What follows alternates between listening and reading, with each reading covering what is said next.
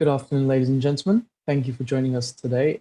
To those watching the recorded playback, this will be a brief overview of some planning and investment considerations for US citizens in the UK. The event will be hosted by independent advisory practice Partners Wealth Management, with investment commentary from Dunhill Financial and Money Corp providing input around currency considerations.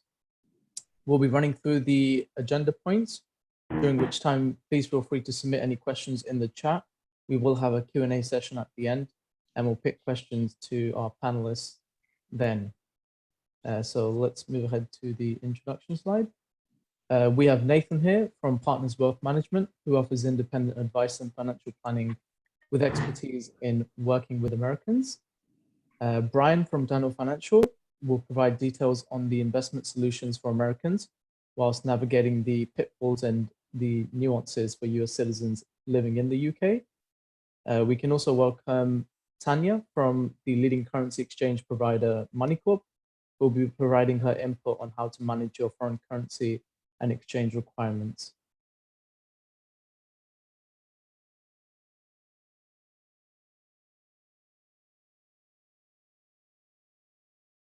I think I'll hand it over to you now, Nathan.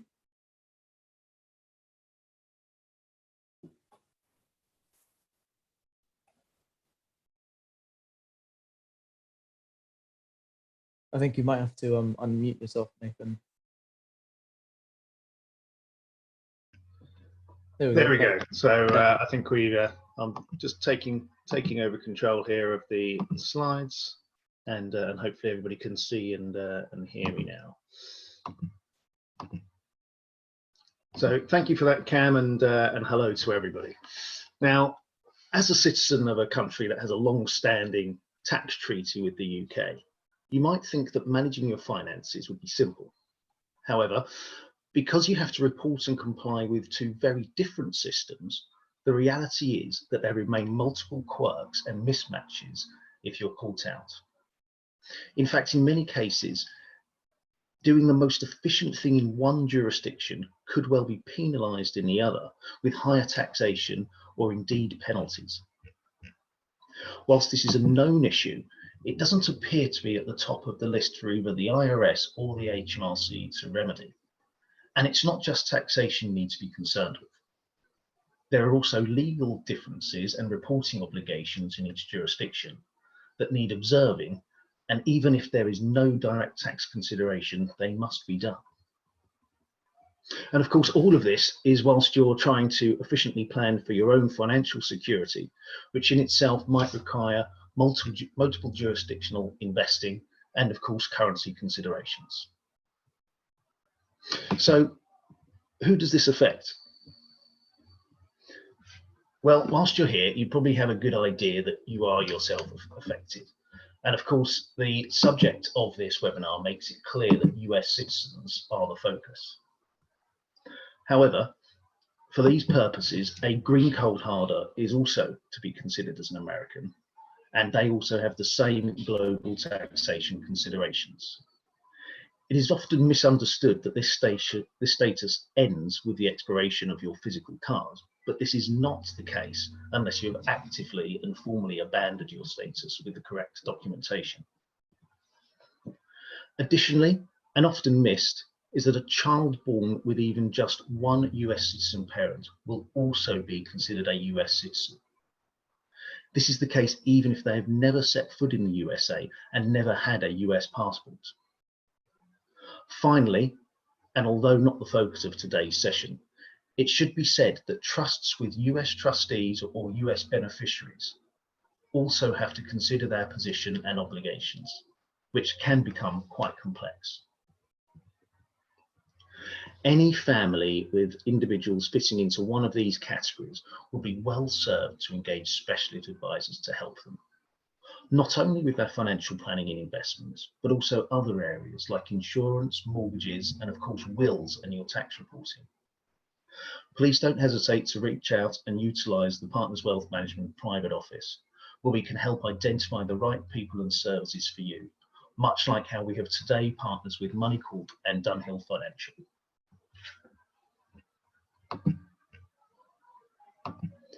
So now we know why we are here. Let's quickly get on to some good news and hear that all is not lost. Despite there being hurdles and complexity, you can, as an American, invest. So I will at this point hand over to Brian, who will give us a summary of the key items to be aware of and how to navigate them.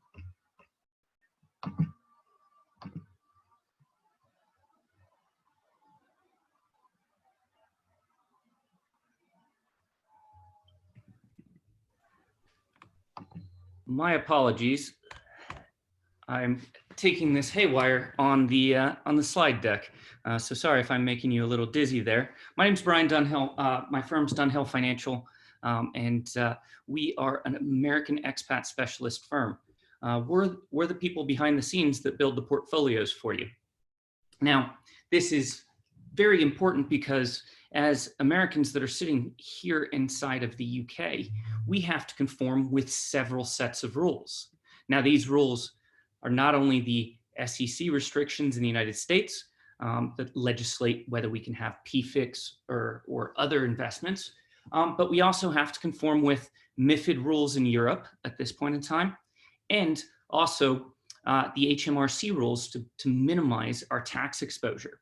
This leaves us with a smaller universe than we typically would have. And if we don't comply with these, we're going to either pay excess taxes back in the United States or excess taxes here in the UK, which will minimize our growth over the course of time. So that's what we're specializing in designing. And those are the rules that we're trying to conform with. If we buy a UK vehicle like your friends would potentially have, whether it be inside of an ISA or outside of an ISA, you could find yourself hitting excess tax in America that grows exponentially because of the average daily value or the annual aspect of paying tax on the growth. That's why we advise buying US vehicles. Now that can include only two sets of vehicles. Those two sets being individual stocks and bonds, or sometimes ETFs. No mutual fund should be used in the United States because essentially we're going to find ourselves, first of all, not conforming with the UK reporting status and HRMC status here in the UK, but we're also not going to be complying with MiFID regulations in Europe. So that's to where we're automatically not able to use those low-cost mutual funds that we might want to use. The HMRC rules refine it down even further to where a ETF should be listed on the list of HMRC regulated ETFs. There's only about 90 of these, and your big names, your Vanguard, your iShares will not be listed on there. So if you happen to have a portfolio of all Vanguard ETFs, you're going to put yourself in a higher tax bracket here in the UK, i.e. 40% or potentially, instead of a lower 20%. That doesn't have to be the case in ISAs, but a lot of times in ISAs, we have to only own individual stocks and bonds. So lots of rules to live by on there.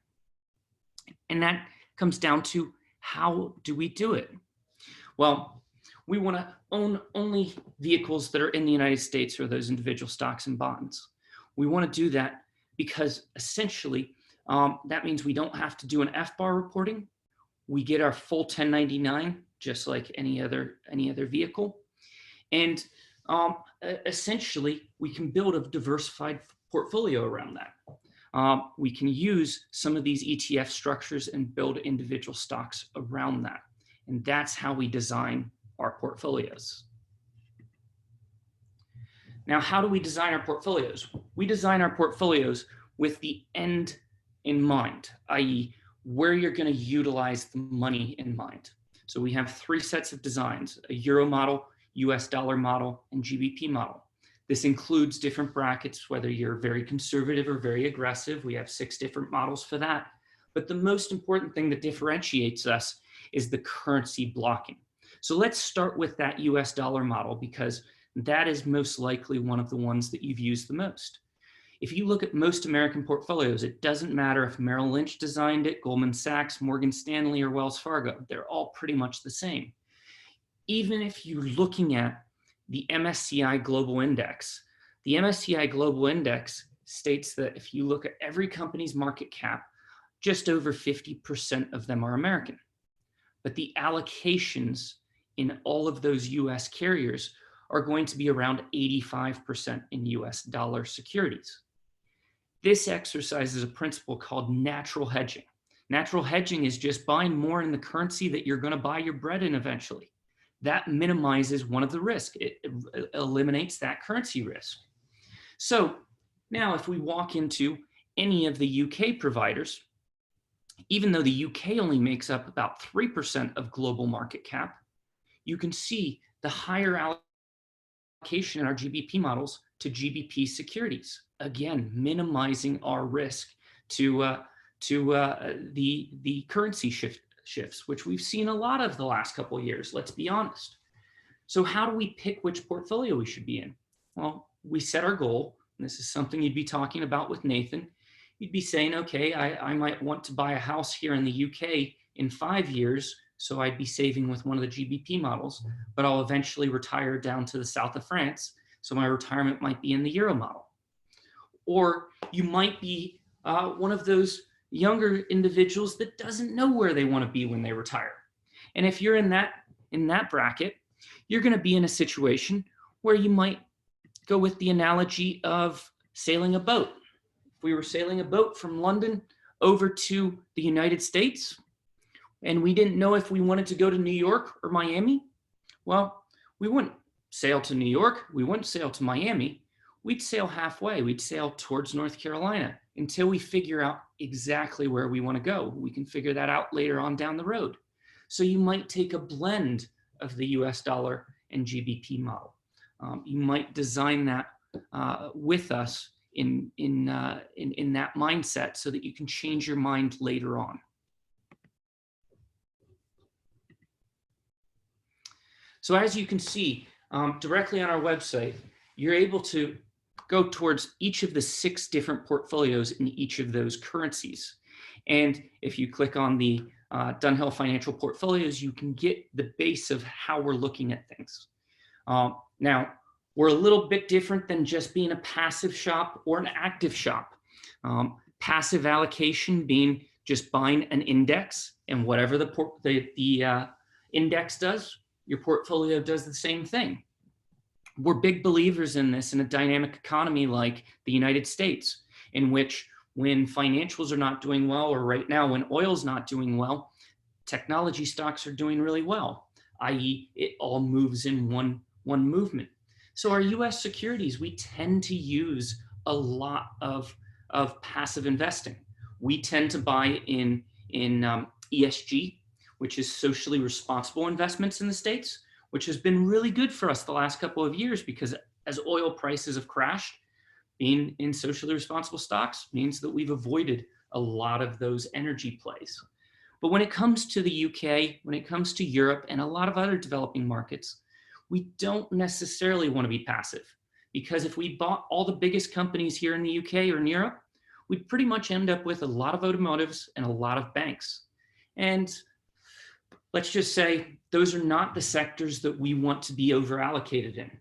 So we won't necessarily just go into individual stocks for all of our allocation in the UK and Europe. We'll use some thematics.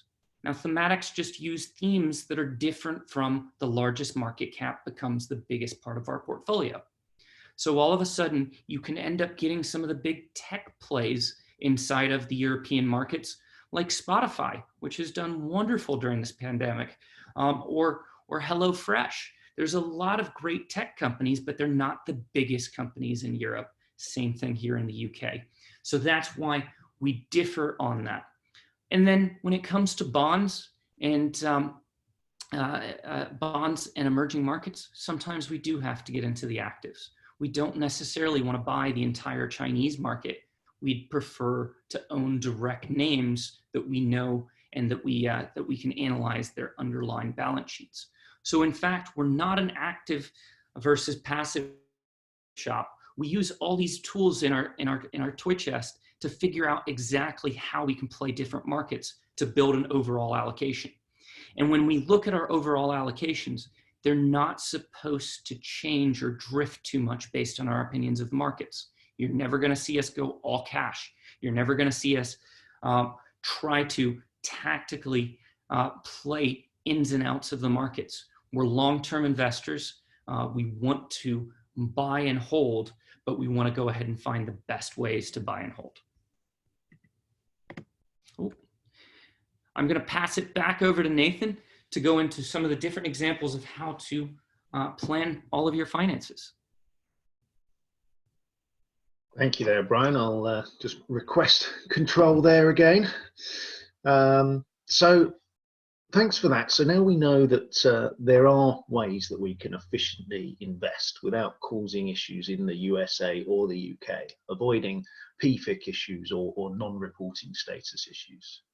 However, before anyone invests a single penny or a single cent, it's vital to first understand why you are investing and what are those funds destined to be used for.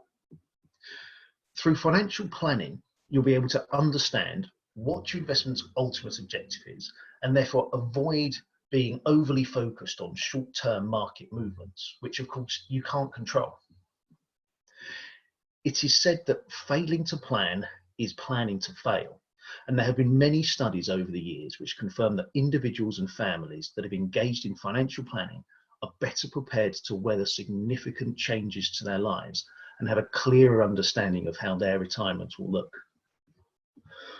One of the reasons for this is that by planning out your finances and your cash flow requirements, you'll be able to understand when and how to use account structures and investment strategies to optimize your tax efficiencies wherever available. I often speak to people who say that they perhaps haven't bothered looking into their tax efficiency in the past because they didn't think it would make a big difference. However, when modeled and forecast over multiple years, the compounding effect of lots of little improvements can actually be quite significant. Once you've planned out your financial position, you'll be better placed to know why you're investing, when you might need access to the funds, and how to structure your investments in order to optimize your personal tax efficiency.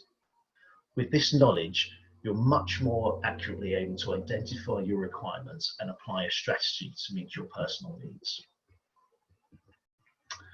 At Partners Wealth Management, we aim to build a plan that is suitable for you now, but also flexible enough to change with you throughout your life. We call this your lifetime wealth model, which has been described by clients as the closest thing they have to a crystal ball. We start by first understanding you, your ambitions, and of course your concerns. This is because a financial plan is about so much more than just investing. It's about ensuring you have the funds available to you when you want them, but you also have the flexibility and the protections in place for when you need them. When building your lifetime wealth model, we'll incorporate all aspects of your finances. Yes, we look at your income and your expenditure and your assets, but we're also looking at things like potential inheritance or employment benefits, as these will help us test for things like your life insurance to ensure that they are accurate for your needs.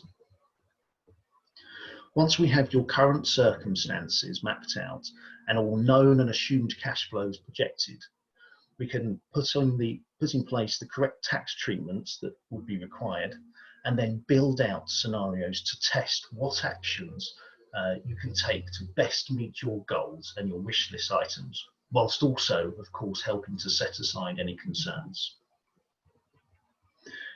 Any element of financial planning will have some pros and cons that need to be balanced out. And only by modelling those scenarios and looking at each will help you see which route is right for you. Should you maximise pension contributions? Can you buy that holiday home, pay off your mortgage, or gift money to your family? The positives are often easy to identify, but understanding the potential negatives and how they're going to impact you are equally important.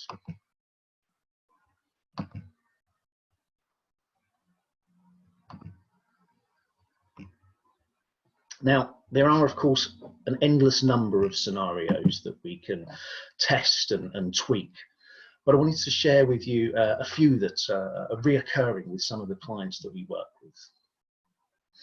Firstly, and generally earlier on in one's journey, is the desire to balance out the long-term ambitions you might have, but also the short-term cash requirements that you have now.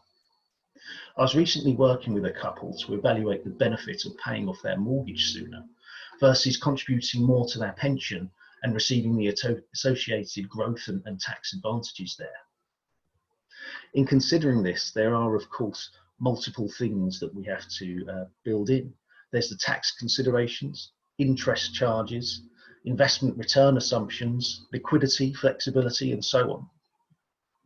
It's also worth noting that for US taxpayers, mortgages are another area that needs special consideration on their own, as they're not as straightforward as you might initially imagine.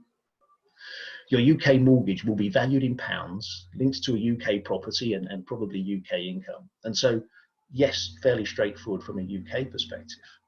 However, from a US perspective, the IRS will consider it as a foreign currency transaction. And so on repayment of that loan, you could trigger a US tax just because there's been a gain in US dollar terms. Moving on to perhaps mid-career, people would often want to benefit from their hard work now, but of course, keeping one eye on not jeopardizing their future plans. I recall working with a lady to ascertain how much she could afford to spend on buying a second home because she wanted something near her family in the US. But of course, she didn't want to disrupt or delay her retirement plans, which of course included spending more time in that holiday home. We tested scenarios for her around when she could buy, how much she could spend. We considered things like how much could she downsize her property later in life to help with retirement.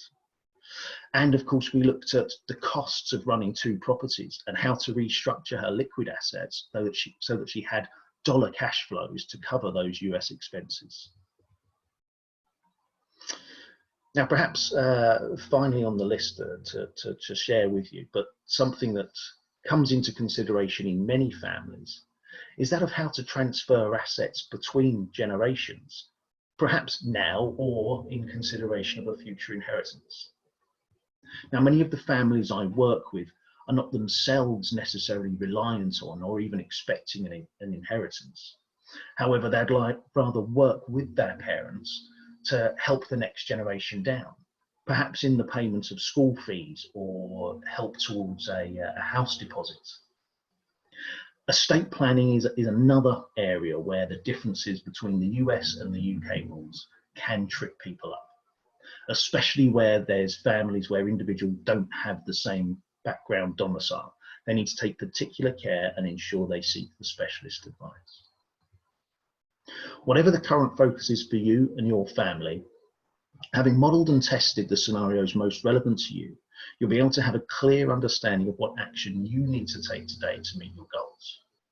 That will likely confirm the need to make some savings, but at least now you know how those savings should be invested, structured, and what the most optimum way you can invest them to fit with your personal plan. Now that's it from me today, but throughout this session, both myself and Brian, you've heard us make reference to currency considerations. Therefore, to give us more detail on this subject and highlight the key things you should be mindful of, I'm now going to hand over to Tanya, who will hopefully be able to take control. Thank you, Nathan. I'm going to try and do this now.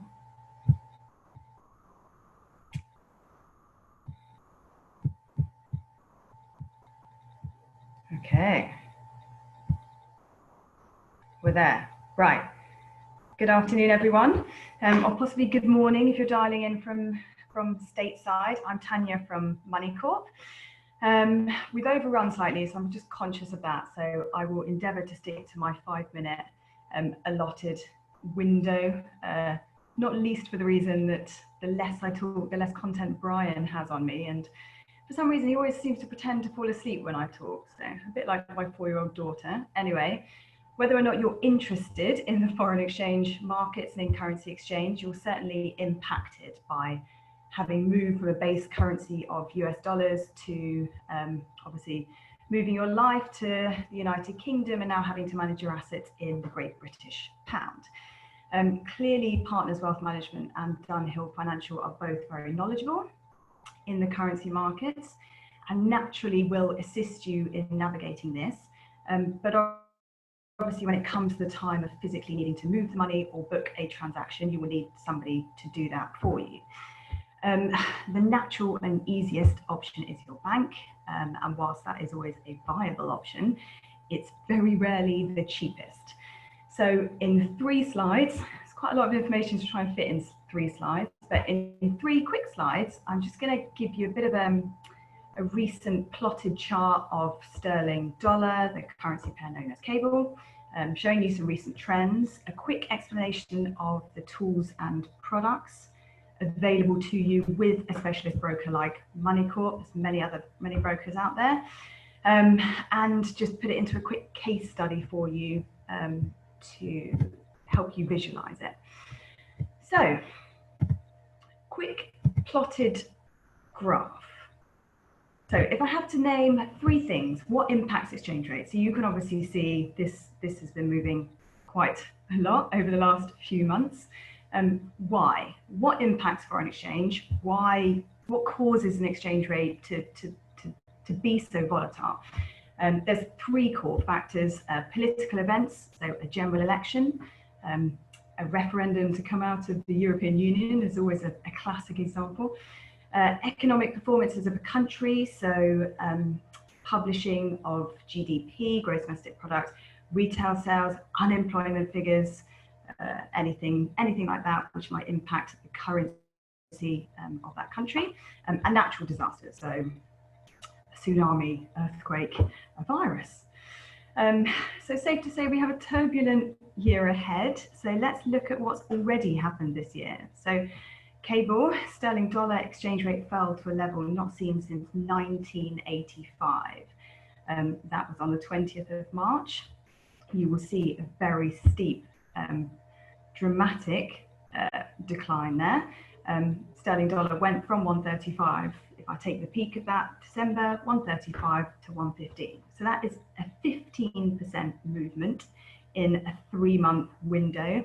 The main movement there was the collapse in oil benchmarks provided support for the US dollar versus commodity-based currencies such as Canadian, Australian, and generally in times of uncertainty, of which this is a big one, safe haven currencies flourish. People flock to investors flock to safe haven currencies. So US dollar, Japanese yen, Swiss franc. So they tend to come out strong no matter whether the US itself is also going through the same situation that the rest of the world is. But the US dollar rather has also managed to remain steady over this time because of the Federal Reserve's fiscal and monetary stimulus throughout March and April. And all of that kind of contributes to help that. Just putting it in a really basic headline example, you're selling your family home in the US, $500,000, you're bringing it to the UK. That makes a difference. Had you exchanged on 20th of March this year compared to December last year, you would gain an additional £65,000.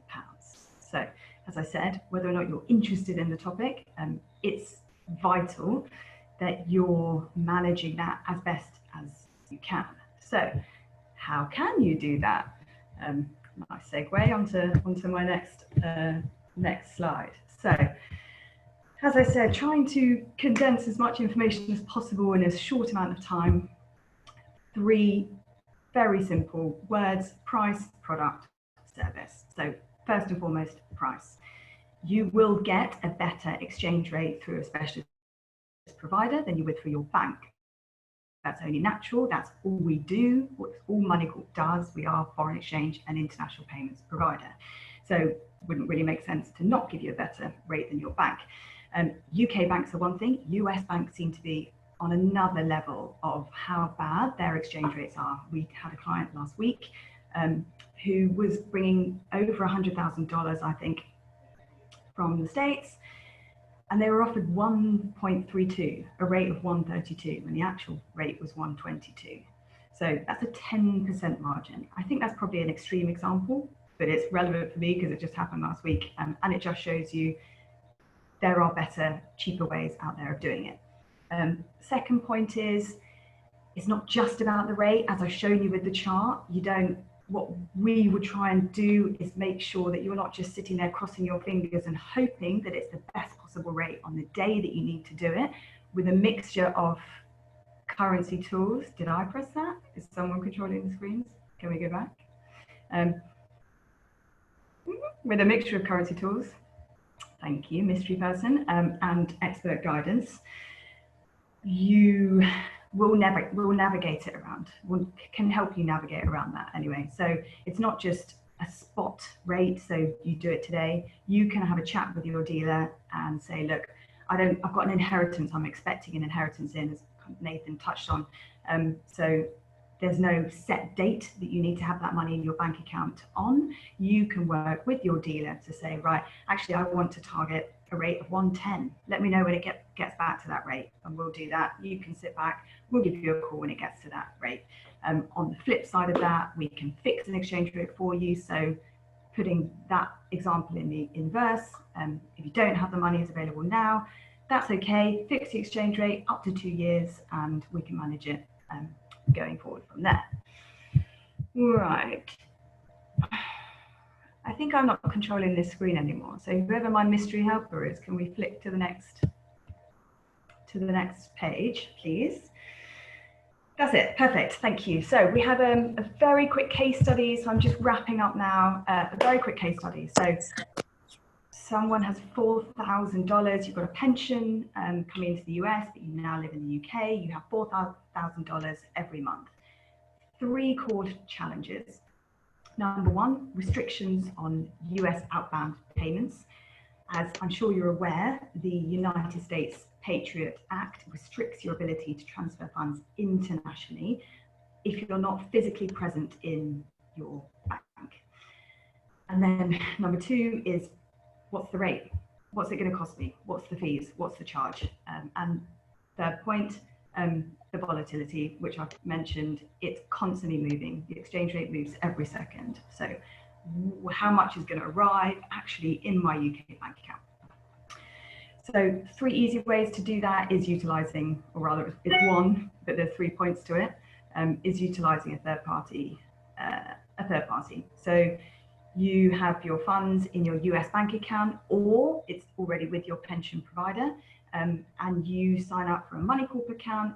You would then just organize a domestic transfer to our local US dollar account. So no restrictions, it's a domestic transfer.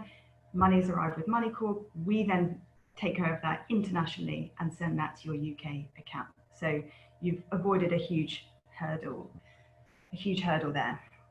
The second points are sort of everything I've very briefly touched upon, which is all the options available to you. So you can create a standing order, you can automate the whole process, we can even receive the funds directly from your pension provider into the Money Corp account, or you can set up a standing order yourself.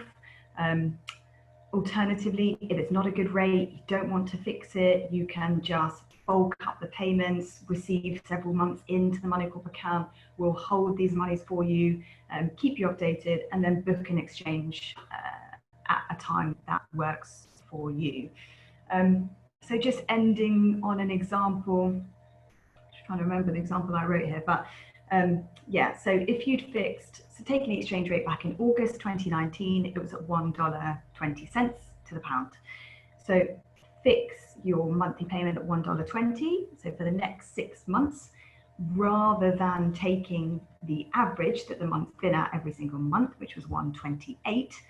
If you'd fixed at 120, you being mythical client, if you fixed at 120, you would receive an additional £1,250 in your UK bank account. Broker versus bank example, lastly, is just what I touched on earlier. That's in its simplest format.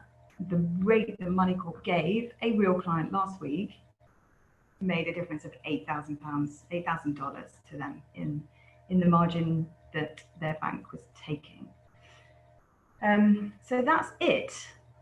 I'm just gonna, there's one last lovely image. I've gone 3 minutes over my 5-minute time, sorry. But who is Moneycorp? Why should you trust us? We've been in foreign exchange for over 40 years. We have offices globally. We're licensed in every state in the US, which has not been an easy challenge. And we are here to help guide you through it, basically, is how I would like to end. I think we're going to open up to questions now, but since I've lost control of my computer anyway, I will go on to mute and put it back to Cam. Perfect. Thank you, Tanya. I think that was a really well-rounded presentation there. We'll be opening it up to Q&A session now, ladies and gents. So please feel free to put your question in the chat and I will present it to our 3 panelists. But we've had 2 questions whilst everyone gets their thoughts together. We've already had 2 questions that were sort of emailed in. I think the first one is directed to you, Nathan. So the question, I'll leave the name out of the person since I believe they wanted to stay anonymous. So they had a question of, at what point is it worth starting financial planning, and what would be your advice for that? Yeah, sure. Well, I guess, you know, everybody's circumstances are different, and we look after people across a huge range of circumstances. You know, some people come to us very early in their kind of financial planning timeline, and it could be, as I kind of mentioned in one of my examples, you know, that early stage consideration of, you know, I've got a job, I've got a mortgage, I'm doing some pension savings through work, but not a lot. I kind of need to start getting an understanding of what I should be doing with this little bit of extra money I've got each month. And you know, that doesn't have to be huge sums of money, because it's the earlier you start, the better it's going to be longer term.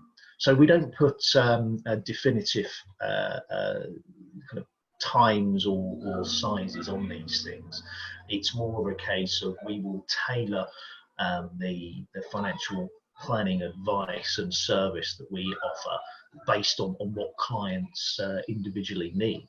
And therefore everybody kind of gets what's right for them, and it's not a, this is the service or the product we have for you, take it or leave it. It's tailored to the individual. Perfect. I think we've got one more. So a lady asked that her husband, she's got a British husband and her kids only have UK citizenship. Is it okay for them to open up junior ISA accounts, and what would be the implications on her sort of US side of things? Well, I might let Brian touch on this, but I mean, from my point of view, the ISA in itself isn't a problem. It's more the consideration of, you know, that child is going to be a US citizen and probably wants to kind of bear that in mind in anything that they're investing in, and so therefore it's the underlying as to what the client's children are investing in. At this point in time, I haven't found any companies that will actually let us offer a junior ISA. So we're kind of stuck right there in being able to offer that at this point in time. That being said, unless the account is quite sizable, which is hard to do on a junior ISA size, because, well, you can only make so much contributions each year, or they have other investments, there's most likely no situation where the child's going to get hit with taxes by setting up an UTMA or UGMA account in the States. So I tend to find that to be the easier way right now as we continue to navigate through the wonderful world of trying to adopt ISAs for Americans over here in the UK. It's not a perfect environment, and while I'd say for the majority of your British clients, an ISA is the first place that you would start to put money away. Now, when it comes to an American, because we have to buy individual securities, individual stocks, not even any ETFs, typically, I wouldn't even say that an ISA should be a place for any starting out American, whether it be a minor or somebody that's above the age of majority, just because it won't be as diversified as if you have a couple of investment accounts or retirement accounts, and the ISA is just an extra piece to it. Perfect. I think we've got one more question from Callum. So he asks, as a fellow financial advisor, how would I be able to develop knowledge on sort of the US side of things? So he goes into details about how the normal exam only covers sort of pathways generally, and a lot of sort of financial planners are reluctant to engage with US clients. So I guess I'll leave this to both Brian and Nathan. What would be your advice for existing financial advisors that have, US clients or? Well, I'll jump on that. We have a seminar next week, actually, next Wednesday, that goes into all the backgrounds that a financial advisor would need to take on to engage with American clients. I think that's the greatest starting point, and our company would be happy to take you through that. So if Cam, if you can take down his information, then we can go ahead and get a hold of him and make sure that he's invited to that event. Cool, perfect. I think that's about it for questions. We've got a particularly shy audience today, so please feel free to enter in your questions. But we've got one more from Rasin. As a US citizen, is it problematic to invest in real estate in the UK? Nathan, do you want me to take that, or do you want to take that? Well, I'll let you add on, but my view would be that if it's as an investment, into direct real estate property, that's not in itself a problem wherever you're investing. You'll still have the same kind of tax considerations on any gains, or if you're renting it out on the rental income, etc. Of course, the additional thing you need to think about with it being in the UK is the any changing currency considerations. You might not, you might buy it for £100,000, sell it for £100,000, but the US dollar equivalent might be different. So again, you might end up finding that you owe a tax in the US, whereas you've made no gain in pound terms. So I'm lucky. Can I just, oh, sorry. Can I just add something into that? I'm a mortgage advisor as well, so I do look after expat clients. And one of the challenges that we have for, any expat to UK or foreign national is the ability to raise mortgage finance on UK property. There are a handful of UK mortgage lenders out there who are happy to look at finance for foreign nationals, but it's all down to individual circumstances as opposed to being a one-size-fits-all. So it is fairly restrictive, and if it's a cash purchase, all well and good, but if there is mortgage finance needed, then it can be problematic. It's down to the individual circumstances. If the US citizens don't have any other interest in the UK, either residency or otherwise, then that particularly can be challenging. But if there is some sort of UK interest already in place regarding living in UK in particular, then that can be very helpful. Perfect. I was going to go from the economic vantage point. Housing has been a great investment, one of the best investments for a lot of our lifetimes. But there are a couple factors to why that might change going forward. And one of the major factors is that we've seen interest rates go in one direction since 1982. Now, my entire career, the last 20 years, we've been basically saying interest rates only have one direction to go, which is up. And we've been wrong for 20 years. But now that we're getting into negative interest rates, that might eventually change. I don't want to guarantee that, but I do want to say that one of the biggest reasons that real estate is such a great investment is because of the leverage, and therefore those mortgages are the ability to make excess money. But to quote The Economist, if you have a subscription and you want to see valuations of real estate in different regards, they run all these charts from back to the 70s. Now, instead of just running things as mark to market being if I own this apartment and my next door neighbor sells their apartment for 300,000 quid, I know that my apartment is worth about 300,000 quid. But that's a great metric if I want to sell my apartment now.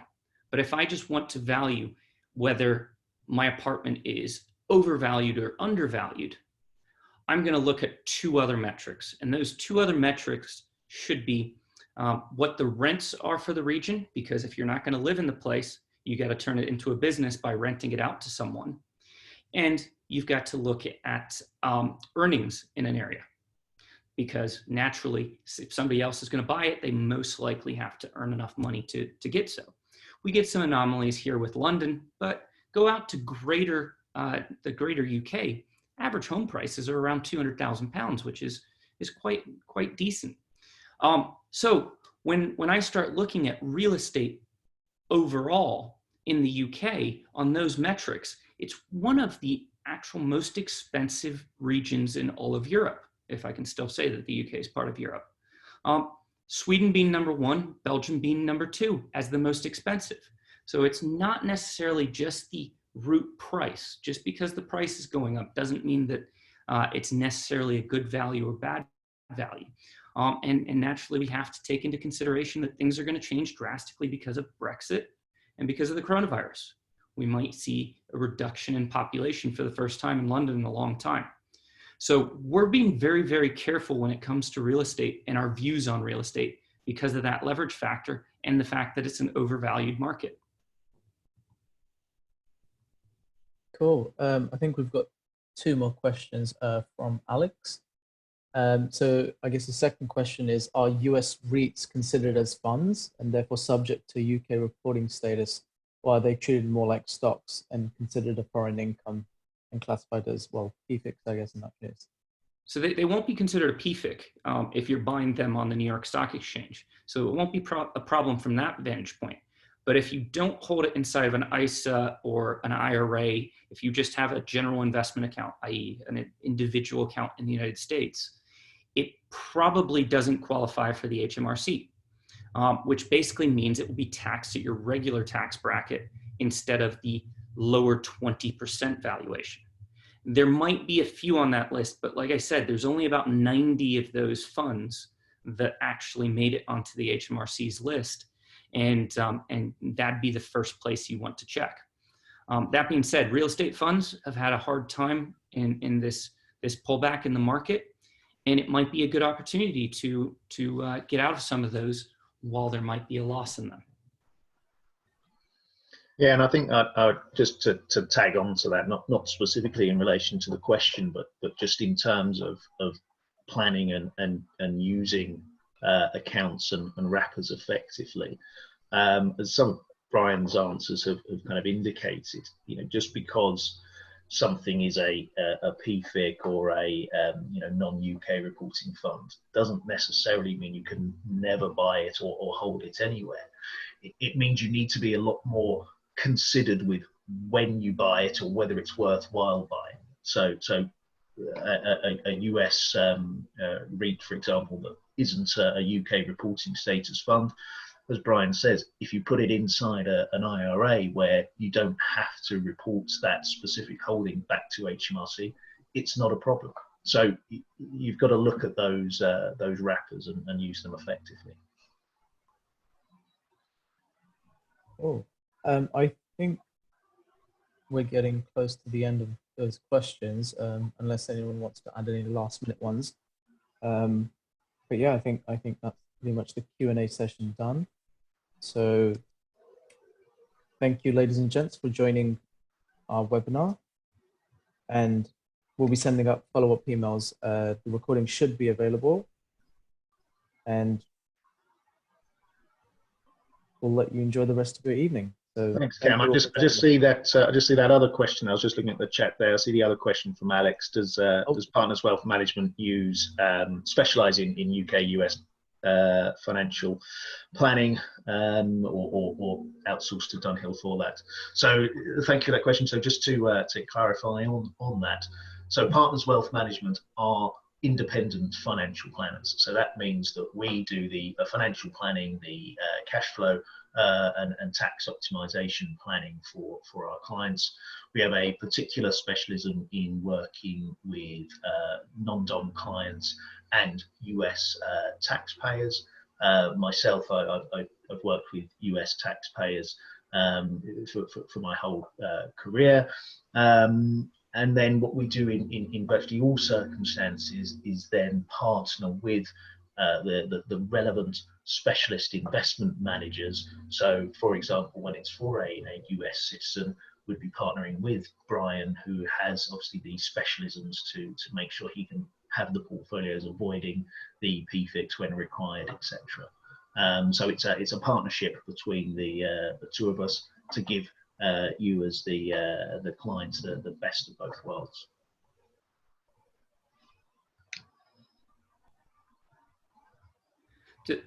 If you don't mind, I'll further elaborate on that just a little bit, because you know, we have a specialty of building portfolios in certain ways, but I know Nathan uses different providers for different portfolios. And what I've found is some of our competitors actually have some better value portfolios for some of the older retiree clients, whereas ours tend to be a little bit more growth driven, and therefore our performance looks a little bit better if you look at the last 5 years. But it's because of a differentiation in style. So that's to where it's fun to be able to partner up with Nathan in evaluating which clients should be in which types of portfolios, whether it should be us or one of our competitors. Cool. I think that's hopefully finally the definitive part for the Q&A. Yeah, so unless anyone else has any questions, as always, you're more than welcome to reach out to either Nathan, Brian, or MoneyCorp directly. Their contact details are on the screen there. But like I said, again, we will be sending up follow-up emails with the recording and the slide deck for you to review in your own time. And we can stay on if anybody wants to unmute themselves and ask any follow-up questions as well. Thank you very much, everybody. Thanks for joining. Thanks, everyone.